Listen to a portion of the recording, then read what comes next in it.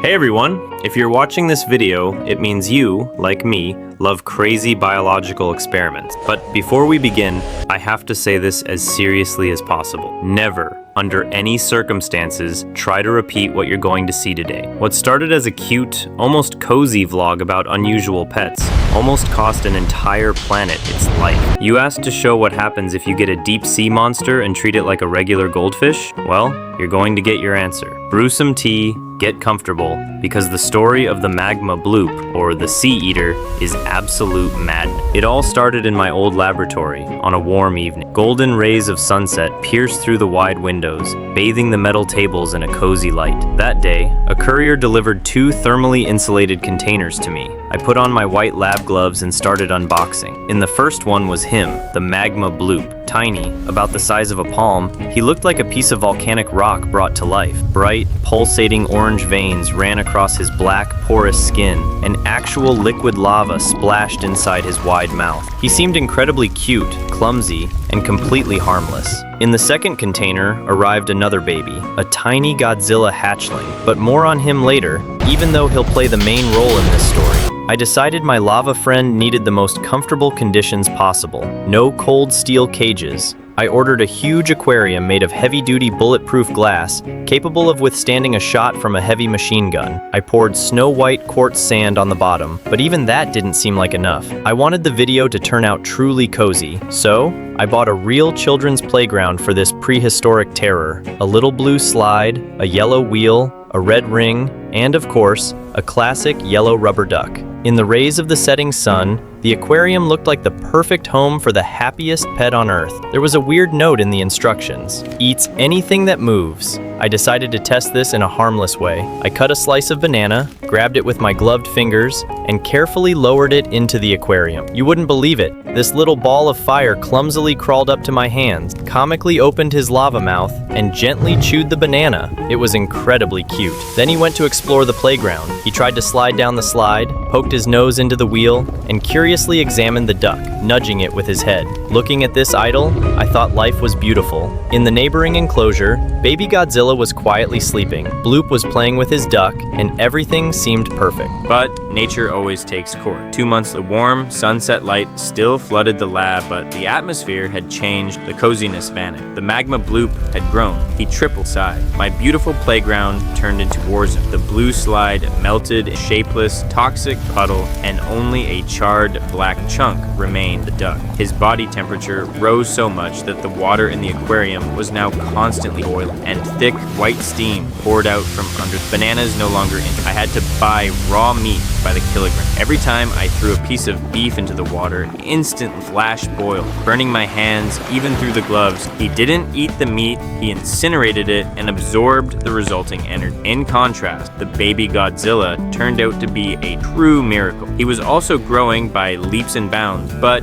he was incredibly smart. He was trainable, understood commands, and we became real friends. He behaved like a giant, scaly, yet very loyal dog. Bloop, on the other hand, was turning into a mindless, gluttonous machine woven from primal rage, and 5 months later, the sunset outside the window took on an alarming blood red hue, as if foreshadowing a disaster. I stood in front of the aquarium, realizing I had made a fatal mistake. Bloop had become gigantic.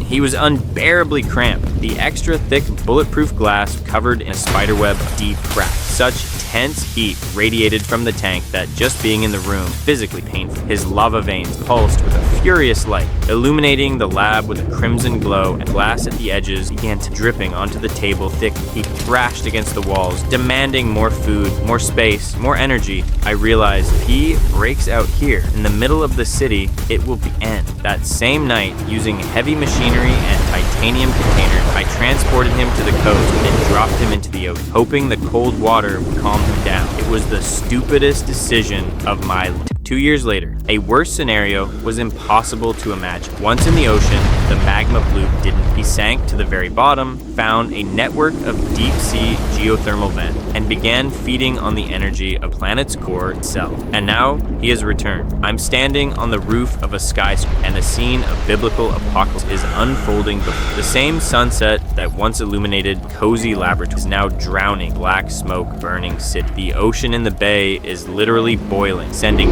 massive pillars of steam the sky. From this boiling hell rises heat, the Sea Eater the size of a skyscraper. His armor has become impenetrable, and the lava in his veins capable of vaporizing metal. He lets out a deafening roar that shatters the glass neighbor. Military helicopters and ships are trying to attack him, but their projectiles simply melt before even reaching his skin. He destroys everything in his path, moving toward the center of the metropolis. And I realized that this is mine. I raised this monster while trying to make him a cute pet with a rubber duck. But I had a plan B. All these 2 years, I wasn't just sitting idle. I was raising my second pet. From behind Bloop, tearing through the veil of smoke against the backdrop of the crimson sun, comes another roar, deeper, older, and more noble. Godzilla rises from the water. That same baby from the second box has now turned into a colossal titan. Unlike the chaotic Bloop, Godzilla stands proud and upright. The spikes on his back begin to glow menacingly